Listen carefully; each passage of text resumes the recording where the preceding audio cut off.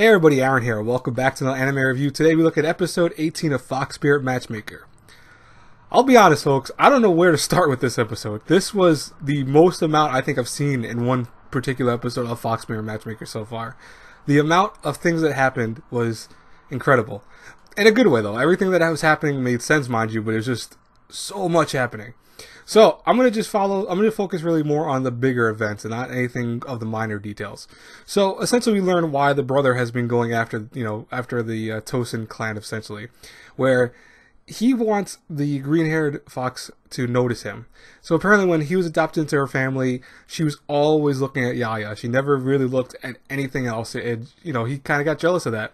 So at one point, that weird kind of amalgamation of like that void monster, I call it, because it looked kind of like a void with eyes.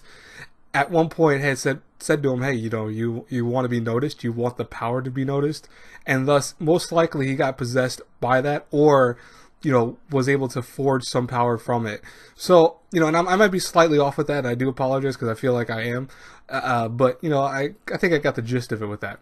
And like I said, it's not really per se, it's not that I missed it, mind you, but it was just, like, so much crap is happening in this episode that I'm, like, trying to figure out where to start. This is legit an episode where I think I should have wrote notes just for the sheer fact of how much was going on.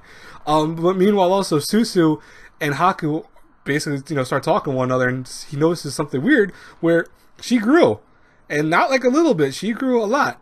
And obviously it's because we learned that Koko is coming back, so it looks like it reawakened her original form.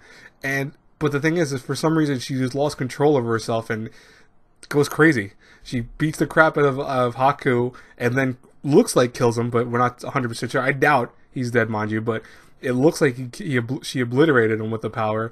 And Yaya tried to go over and see her, but was instantly stabbed in the chest, it looked like, or the arm. It kind of looks like at one point she's holding her arm, but it looked like she was hit in the chest. But she went nuts, and it looks like that was also part of that guy's plan, was to have it so she would, Koko would basically go crazy and start realizing, oh, look how much damage I've done. I would never get over it. So it looks like his plan's starting to kind of go in place, because you see that Koko/Susu is basically trying to control this power but is unable to.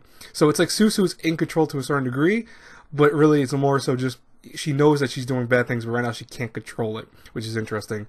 And also, let's just talk about that fight with Yaya and that giant armed dude. Like, his arms were massive, but the fact of the matter of him basically going nuts, he was only stopped because she froze him. But I would have loved to see that fight continue, because that was actually pretty badass. I really did enjoy that. There's so many moving parts of this episode. It's crazy, really. But overall, I did enjoy this week's episode. I think this was a solid episode. What did you guys think in the comments below? Let me know.